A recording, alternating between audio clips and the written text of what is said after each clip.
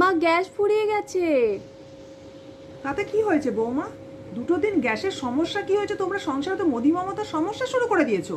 আমাদের কালে থাকলে তোমরা কি করতে? আমরা কোথায় কোথায় খড়কুটো এনে রান্না করে সবাইকে খেতে দিয়েছি জানো? এত এত মশলা বেটেছি, কোনোদিন অভিযোগ করিনি। শ্বশুর শাশুড়ি ননদ ভাসুর দেওর কুশ্বশুর কুশ্বশুর মামা শ্বশুর মামা শ্বশুর সবাইকে খাইয়েছি।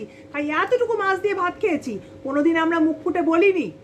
তাই আজ মা লক্ষ্মী সদয় হয়েছেন। আর তোমরা তোমরা গ্যাসের কাছে দাঁড়িয়ে কুটকুট করে একটা রান্না করছো, ঘর ঘর করে মিক্সি চালাচ্ছ, আর ডাইনিং টেবিলে বসে বসে পা দুলে দুলে মুরগির ঠ্যাং চিবাচ্ছ। এত সুখ হয়ে গেছে যে দুদিন গ্যাস নেই তো অশান্তি পাকাচ্ছ ঘরের মধ্যে। কিছু করতে পারবো না, নিজের হাত পা আছে, জ্বালিয়ে পুড়িয়ে রান্না করে খেতে দেবে। আমি জানি না, গীতা পড়ছি আমি এখন, একদম ডিস্টার্ব করবে না। ঠিক আছে মা, আপনাকে চিন্তা করতে হবে না, আমি আমার দুটো হাত পুড়িয়ে আপনাকে খেতে দেবো। প্রয়োজন পড়লে আমার বাপের বাড়ির সবাইকে নিয়ে আসবো আপনার খাবারের জোগাড় করার জন্য, তো আপনাকে অভুক্ত আমি রাখবো না।